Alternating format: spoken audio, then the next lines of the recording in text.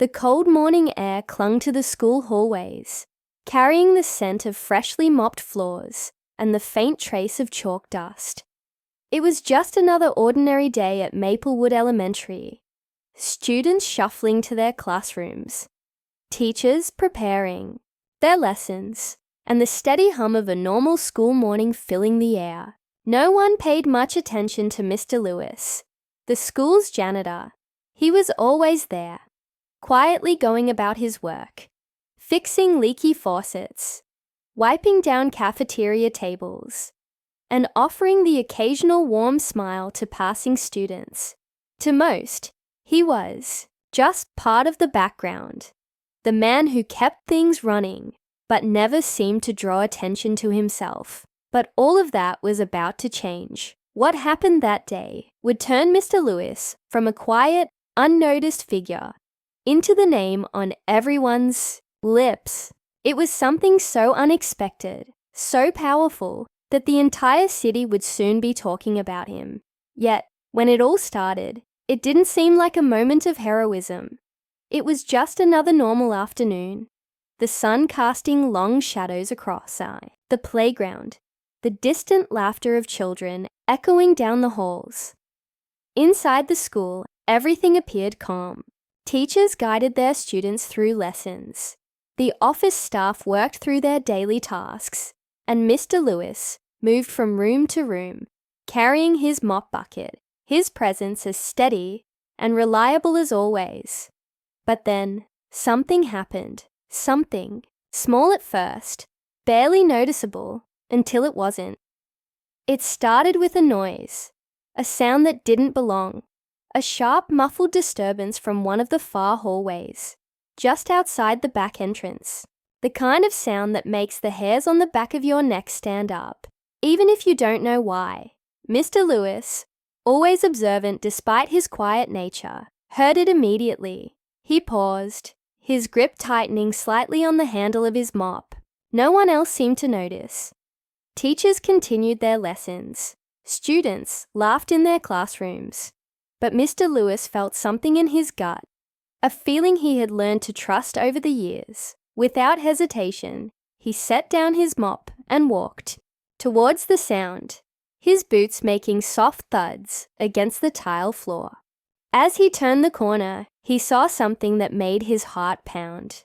And this was the moment that would change everything, the moment that would turn an ordinary school janitor into the unexpected hero of an entire city. But no one knew it yet. Not the students, still sitting at their desks, unaware of what was happening just down the hall. Not the teachers, still writing on their whiteboards, oblivious to the quiet act of courage unfolding in real time. And certainly not Mr. Lewis, who had no idea that in the next few minutes, he would make a decision that would not only protect the school, but inspire an entire community. It all started here, in this quiet moment, and soon, the whole city would know his name. Mr. Lewis took a slow, steady breath as he stepped forward, his heart hammering inside his chest. The sound had come from just outside the back entrance, near the old storage shed, where the school kept extra supplies. It wasn't a place where students were allowed, and teachers rarely had a reason to go there. Something felt off. He moved carefully, his boots scuffing against the tile floor, his hands tightening into fists. As he reached the doorway, he saw a figure, small, hunched, and shivering. A kid, no older than 10. His clothes were thin, not nearly warm enough for the chilly autumn air.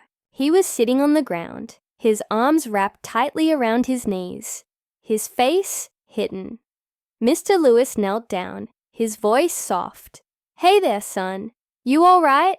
The boy flinched but didn't look up. His breathing was shaky, like he had been running or crying, or both. Mr. Lewis waited, patient, the way he always was. He had spent years working in schools, watching kids grow up, learning their ways. He knew when a child was in trouble, and right now, this boy was. After a long moment, The kid finally whispered, I can't go home. His voice was barely audible, but it carried the weight of something heavy, something real. Mr. Lewis felt something tighten in his chest. He had seen kids like this before. He didn't know this boy's full story, but he didn't need to. Not yet. Right now, all that mattered was getting him inside, making sure he was safe. Come on, Mr. Lewis said gently. Let's get you warm. The boy hesitated, but finally nodded. Mr. Lewis helped him to his feet and guided him inside, his mind already racing with questions. Who was this child? Why was he hiding? And most importantly, who was he running from? Word spread fast at Maplewood Elementary. By lunchtime, the school staff had gathered in the office, whispering in hushed voices about the mysterious boy. The principal, Mrs. Holloway, furrowed her brow as she stood by her desk, flipping through student records. He's not one of ours, she murmured, shaking her head. I checked every attendance sheet. He doesn't go here. A few teachers exchanged worried glances. Then where did he come from? One of them asked. No one had an answer. Meanwhile, Mr. Lewis sat with the boy in the nurse's office, watching as he sipped a cup of hot cocoa. The warmth seemed to help. His hands had stopped shaking, and his face had lost its ghostly pale look. But there was still something guarded in his eyes, something that told Mr. Lewis this kid had seen more than he should have. What's your name? Mr. Lewis asked, keeping his voice light. The boy hesitated before finally mumbling, David. That's a good name, Mr. Lewis said. He waited a beat, then asked, Want to tell me why you were out there all alone? David stared into his cocoa, his small fingers gripping the cup tightly. He didn't answer right away. When he finally did, his voice was barely above a whisper. I didn't know where else to go. There it was. That same weight in his words. Heavy, unspoken. But Mr. Lewis had spent a lifetime listening to things people didn't say out loud. He could hear it, and it sent a chill down his spine. He wasn't sure what was happening yet, but he knew one thing. This boy was in danger. As the afternoon wore on, the school day continued as usual. Kids laughed in the hallways. Teachers handed out assignments, and the hum of normalcy filled the building. But behind the scenes, an undercurrent of tension ran through the staff. Mrs. Holloway had already called the local authorities, but there was no immediate report of a missing child named David. No frantic parents looking for him. No alerts. Nothing. It was as if he had simply appeared out of nowhere. And then, something even stranger happened. A black car pulled up outside the school. Mr. Lewis noticed it first. He was standing by the maintenance closet, replacing a flickering light bulb when he caught sight of the vehicle through the window. It wasn't a regular parent pickup. The car didn't belong to a teacher or a staff member. It was sleek, dark, and unfamiliar. The kind of car that didn't belong near an elementary school in the middle of the day. Mr. Lewis watched as a man stepped out, tall, wearing a long coat, his face partially hidden by the glare of the afternoon sun. He didn't move toward the main entrance, like a normal visitor would. Instead, he lingered near the back of the building, his head slowly turning as if scanning the area, looking for something or someone. A knot tightened in Mr. Lewis's stomach. He turned on his heel and walked briskly back toward the nurse's office. When he stepped inside, David's face went pale. He had seen the car. Mr. Lewis didn't ask questions. He didn't need to. The fear in David's eyes told him everything. Come with me, Mr. Lewis said firmly, his voice low. David didn't argue.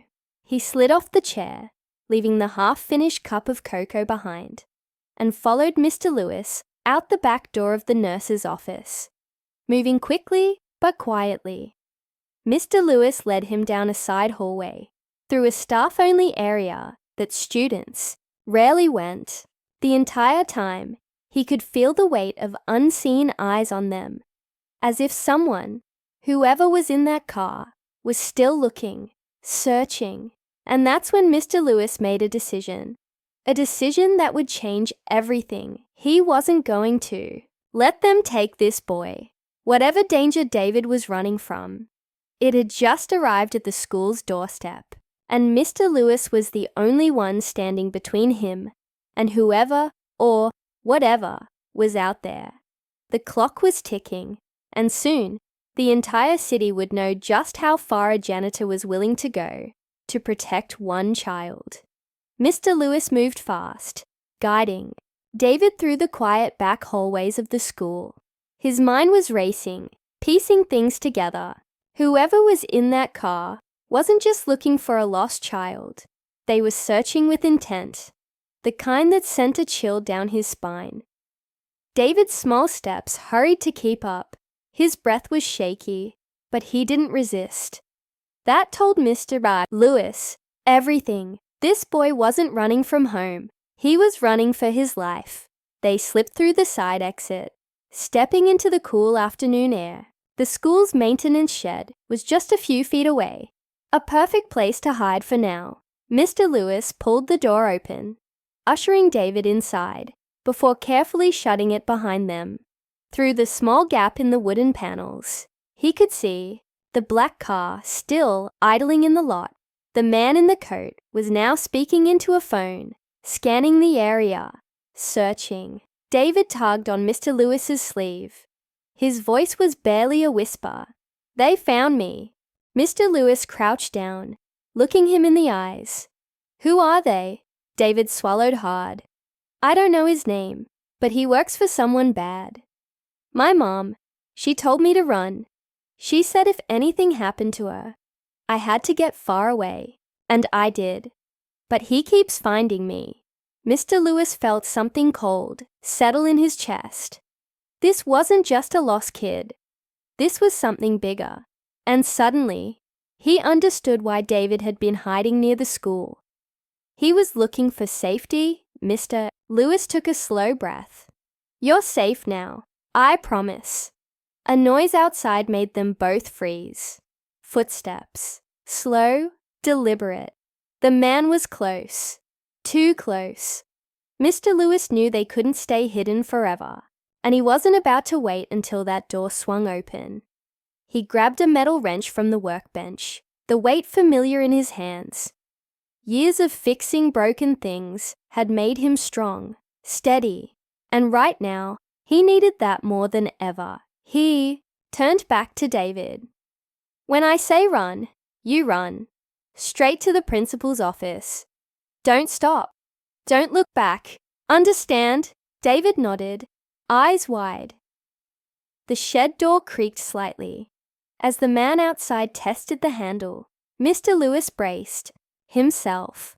Then with one deep breath, he shoved the door open. The sudden movement startled the man, giving Mr. Lewis just enough time.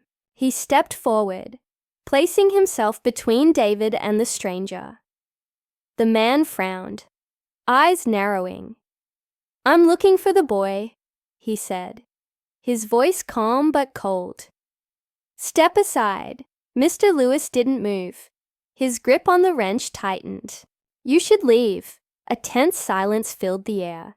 The man's gaze flicked toward the shed, calculating. Then, just as he took a step forward, Mr. Lewis swung the wrench, not to hurt him, just enough to make a point. It connected with the side of the door frame, a loud clang echoing through the air. The man flinched, startled. "Go!" Mr. Lewis's voice was firm, unshakable.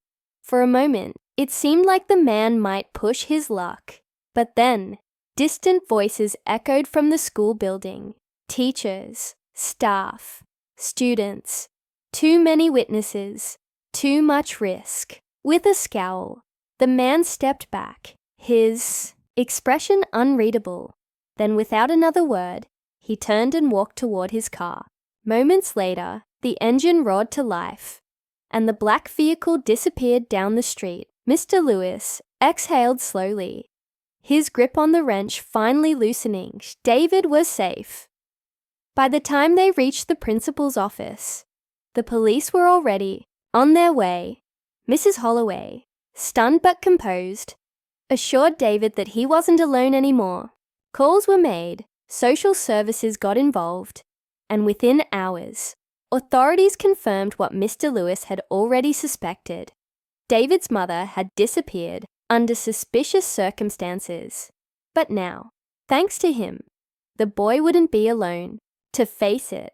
As the school day ended, word spread fast. Parents, teachers, students, they all heard about what Mr. Lewis had done. But for him, it wasn't about recognition. It wasn't about being a hero. It was about doing what was right. And the next morning, when he walked into the school, mop in hand as always, something was different. The halls were lined with students, teachers, and staff, clapping, cheering, some even holding handmade signs with his name. The quiet janitor, who had spent years going unnoticed, was now the center of a citywide celebration, not because he wanted it, but because he had earned it. And though Mr. Lewis never sought the spotlight, he did allow himself a small smile that day. Because sometimes, the smallest acts of courage change everything.